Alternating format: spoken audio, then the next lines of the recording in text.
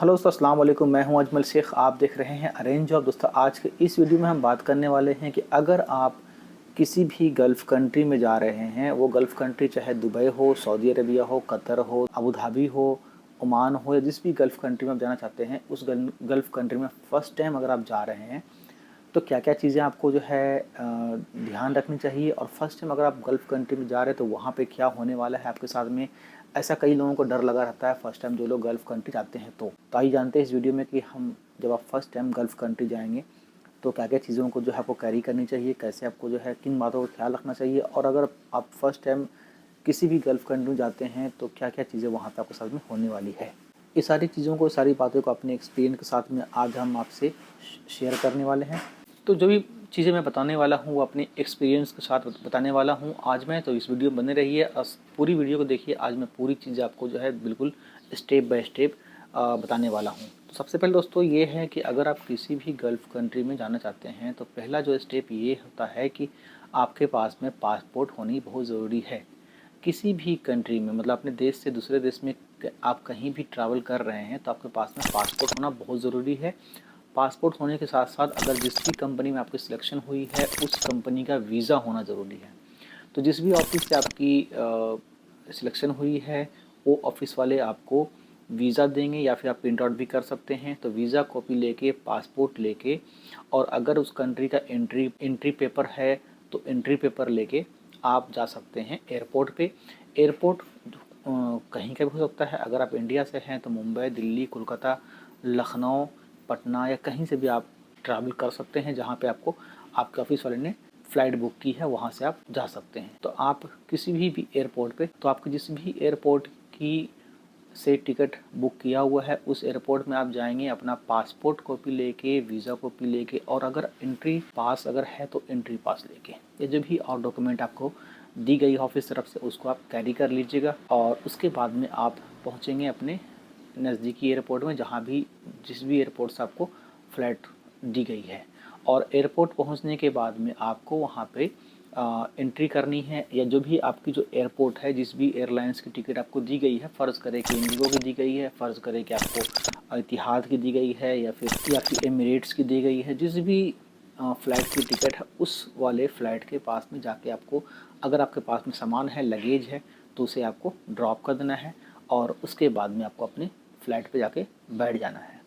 और फ्लाइट में बैठने के पहले एक और टिप्स देना चाहूँगा कि जब आप इमिग्रेशन के लिए जाते हैं अपने पासपोर्ट के लेके, फ़र्स्ट टाइम इमिग्रेशन के लिए जाते हैं, तो फर्स्ट जो आपका इमिग्रेशन होगा तो इमिग्रेशन ऑफिसर जो होते हैं वो फर्स्ट टाइम स्टैंप लगाने से पहले आपको साइड में ले आकर कुछ क्वेश्चन करते हैं। घबराने की बात नहीं है, कुछ ज़्यादा कुछ पूछते नहीं हैं। सिर्फ ये पूछते हैं कि फ़र्स्ट टाइम आप जा रहे हैं, आपका जाने का पर्पज़ क्या है, क्यों आप जा रहे हैं, क्या काम आपका है, कितनी आपकी एजुकेशन है, कहाँ आपका घर हुआ। कुछ छोटी सी वेरिफिकेशन आपसे ली जाती है। मतलब जो पास इमिग्रेशन ऑफिसर जो है आपसे छोटी सी क्वेश्चन वहाँ पे करेंगे। वहाँ पे घबराना बिल्कुल नहीं है, डरना बिल्कुल नहीं है, कुछ भी नहीं है। वो एक नॉर्मल इंसान होता है हमारी तरह। बस उसका एक ड्यूटी है कि जो फर्स्ट टाइम विदेश जा रहा हो उससे थोड़ा सा पूछताछ करना। खैर, ये छोटी सी टिप्स थी जो आपको मैं देना चाहा, क्योंकि मेरे साथ भी ऐसा हुआ था जब मैं फ़र्स्ट टाइम कतर जा रहा था। इंडिया से मुंबई की एयरपोर्ट थी और मुंबई एयरपोर्ट से मैं कतर जा रहा था। तो मुझसे कस्टम ऑफिसर वाले जो हैं, इमिग्रेशन का स्टैंप लगाने से पहले मुझसे वो जाके साइड में कुछ क्वेश्चन किया था कि क्यों आप जा रहे हैं, क्या जाने का पर्पज़ है, क्या आपने किस काम के लिए जा रहे हैं, वर्क वीज़ा है या फिर विजिट वीज़ा है, और कितनी आपने पढ़ाई किया है, कौन सी कॉलेज से किया है, कौन सी स्कूल से किया है, वो सब पूछ सकता है। कहाँ घर हुआ, इन सारी चीज़ों को आपसे पूछ सकता है एक इमिग्रेशन ऑफिसर वाले। उसके बाद में छोटी सी 2-4 मिनट की पूछताछ करने के बाद में आपको वो इमिग्रेशन का जो है स्टैंप लगाएगा। और उसके बाद में आपको जो है जहाँ भी आपका जहाँ से आपको फ़्लाइट होगी, मान लीजिएगा आपका फ़्लाइट नंबर जो है वहाँ दी होगी, गेट नंबर 5, गेट नंबर 100, जो भी गेट नंबर दी होगी आपके बोर्डिंग पास में लिखा होगा। आप कोई से पूछ सकते हैं, अगर फर्स्ट टाइम है तो किसी से पूछ सकते हैं कि ये कहाँ पर गेट है।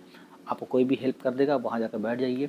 जिस टाइम बोर्डिंग होना शुरू हो जाएगा आप जो है फ़्लाइट में जाकर एंट्री कीजिए, फ़्लाइट में बैठ जाइए। आपको वहाँ पे एयर होस्टेस मिलेगी या मिलेगा जो आपको हेल्प करेगा कि कहाँ आपको बैठना है, कौन सी सीट आपकी है। अपनी सीट पे जाकर बैठ जाइए।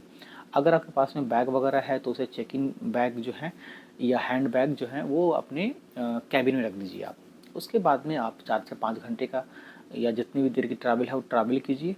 डायरेक्ट फ़्लाइट भी आपकी हो सकती है और आपकी कनेक्टिंग फ़्लाइट भी हो सकती है। फ़र्ज़ करें कि आप पटना से फ़्लाइट कर रहे हैं, तो पटना में इंटरनेशनल एयरपोर्ट नहीं है, तो हो सकता है कि अगर आप कतर आना है तो दुबई या मुंबई में आपको कहीं पे ला के ड्रॉप करेगा। पटना से मुंबई आएंगे और मुंबई से आप जाएंगे कतर की तरफ। तो पटना से मुंबई आने के लिए आपके पास आपको शायद इमिग्रेशन करने की ज़रूरत ना पड़े, वो एक डोमेस्टिक फ़्लाइट हो। लेकिन जब मुंबई से आप कतर जाएंगे तो वो एक इंटरनेशनल फ़्लाइट होगी, तो वहाँ पे आपको इमिग्रेशन करने की ज़रूरत पड़ सकती है।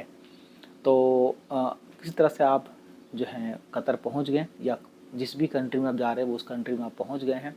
वहाँ पहुँचने के बाद में फिर से आपका जो है इमिग्रेशन होगा, लाइन में लगेंगे और उसके बाद में आप जो है एयरपोर्ट से बाहर निकल जाएंगे। एयरपोर्ट से बाहर निकलने का मतलब है कि जैसे गेट से बाहर निकलेंगे वहीं पर जो है कई टैक्सी वाले या कई गाड़ी वाले आपका वेट कर रहे होंगे, जो कंपनी का नाम लेगा। फ़र्ज़ करें जिस भी कंपनी में आप जा रहे हैं, मान लेते हैं कि आप 3CC कंपनी में जा रहे हैं, तो 3CC कंपनी वाले या तो अपना बैनर लेके खड़ा होगा या फिर वो आवाज़ लगाएगा 3CC आवाज़ लगाएगा। तो जैसे ही वो आवाज़ लगाएगा तो आप समझ जाएंगे कि ये बंदा हमारा ड्राइवर है। उससे आकर मिलेंगे, कहेंगे 3CC कंपनी, वो कहेगा हाँ। फिर आप अपना नाम बताएंगे, वो अपना वो उसके पास एक लिस्ट होगा, वो कहेगा हाँ ठीक है आप मेरे साथ आइए, बैठ जाइए, और आप जाके बैठ जाएंगे। हो सकता है कि आप अकेले ट्रैवल कर रहे हो सकता है कि आपके जैसे और भी 7 लोग 10 लोग साथ में हो, तो वो आपको एयरपोर्ट पे ही आपसे मिल जाएंगे, तो आपकी एक ग्रुप बन जाएगी। ऐसा कई बार होता है कि कंपनी क्या करती है कि मुंबई से अगर फ़्लाइट है तो मुंबई से 4 और लोगों का फ़्लाइट भी रहेगा, 10 लोग और लोगों का फ़्लाइट भी हो सकता है। तो आप जितने भी लोग हैं, 8 लोग 10 लोग जितने भी लोग हैं, वो आपको एयरपोर्ट पे मिल जाएगा। फिर ग्रुप एक बन जाएगा और फिर उस ग्रुप के साथ में आप चलिए। हो सकता है उस ग्रुप में कोई फ्रेशर ना भी हो सकता है उसमें किसी को एक्सपीरियंस हो, तो उसको आप फॉलो करते रहें। तो इससे होगा ये कि वो बंदे को पता होगा, अब फिर फॉलो करते हुए जो है उनको आप चलते रहें। तो भी ये भी कर सकते हैं आप। खैर किस तरह से आप उस कंट्री में पहुंच गए, वहाँ पे क्या होने वाला है मैं आपको बताने वाला हूँ। जिस तरह से आप किस तरह से एयरपोर्ट से आप अ, होते हुए आप अपने कंट्री से दूसरे कंट्री पहुंच गए हैं, विदेश पहुंच चुके हैं आप। विदेश पहुंचने के बाद में आपको जो है ड्राइवर जो है वो आपको कैंप तक ला के छोड़ देगा। उसके पास में पूरी इन्फॉर्मेशन होगी कि कहाँ पर किसको लाना है, किस रूम में छोड़ना है। तो वो आपको कैंप ला कर छोड़ देगा। कैंप में आने के बाद में कैंप बॉस वाले के पास में एक लिस्ट होगा जो डिसाइड करेगा किसको कहाँ पे रूम देनी है। अब मान लीजिए कि आप अगर अकेले हो फिर तो आपको सिंगल रूम दे देगा। हो सकता है आप ग्रुप में आ रहे हो, 4 लोग 10 लोग और भी साथ में आपको हो, तो वो आप डिसाइड कर सकते हो कौन बंदा कौन से रूम में साथ में रहना चाहता है। फ़र्ज़ करें कि एक रूम में 3 लोग या 2 लोग को रहने की आज्ञा है, या कहा गया है कि आप 2 लोग एक रूम में रह सकते हैं। जो भी 2 लोग मिलके जो है एक रूम शेयर कर लें। 3 लोग हैं तो 3 लोग शेयर कर लें, तो 3-3 लोग मिलके एक रूम को आप लोग शेयर कर सकते हैं। तो इस तरह से जो है आप लोग रूम पार्टनर बन जाएंगे। उसके बाद में हो सकता है कंपनी का खाना फ्री हो सकता है पैसा कंपनी खाना फ्री नहीं देती हो, लेकिन जब आप पहुंचेंगे तो कंपनी एक वक्त के लिए खाना आपको फ्री दे ही देगा, चाहे वो कंपनी खाना फ्री हो या ना हो। तो फ़र्ज़ करें कंपनी आपका मेस हॉल आपको दे रही है, फूड फ्री दे रही है, तो आप फिर खाना वाने खाएँ, फ्रेश हो जाएँ। रात का वक्त है तो सो जाएँ, अगर दिन का वक्त है तो फ्रेश होकर नहा धो के अपना जो भी घर पे बात करनी हो या दूसरी चीज़ें करनी हो करेंगे। तो जब वहाँ पे आप पहुँचेंगे, अगर रात में पहुँचेंगे तो रात में आप आराम कर लें, रेस्ट कर लें, सुबह उठ के नहा के फ्रेश होके आपको अ, जो भी कंपनी वाले हैं वो आपको बुलाने आया कि आपका मेडिकल है या आपको अपना पासपोर्ट लेके अपने मेरे साथ आइए। तो अपना जो साइड का जो ऑफ़िस होगा या जो भी एक ऑफ़िस होगा वहाँ पर आपको लेकर जाएगा। आपका फ़ोटो होगा, फ़ोटो आपका लेगा और आपका जो है साइन कराया, कॉन्ट्रैक्ट वगैरह में साइन होना होगा, तो वो सब चीज़ें उस दिन होगी।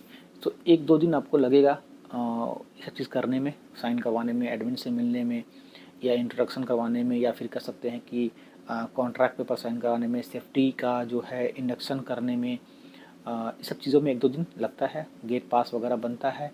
तो ये सब चीज़ जो है प्रक्रिया चलती रहेगी, जिसके लिए आपको टेंशन लेने की ज़रूरत नहीं है। आपको रूम पे रहना है, खाना है, जब आपको बुलाने को आए तो उस वक्त में आपको तैयार रहना है। 1 दिन पहले आपको इन्फॉर्म कर दिया जाएगा, आपको बस तैयार रहना है।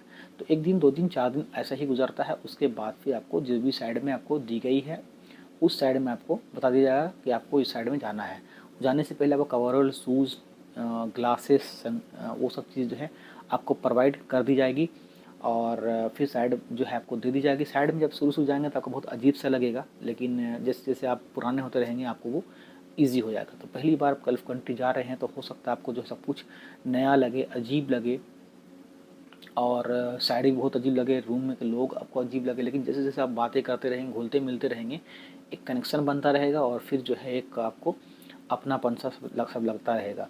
साइड में जाएंगे तो करीब महीनों दिन तक आपको ऐसा लगेगा जैसे आपको बहुत अजीब सा लगेगा। पहला वीक तो बहुत ही अजीब सा लगेगा, उसके बाद धीरे धीरे आप जो है उस चीज़ों को समझना और वहाँ पे कल्चर को समझना आप जो है सीखते रहेंगे, करते रहेंगे।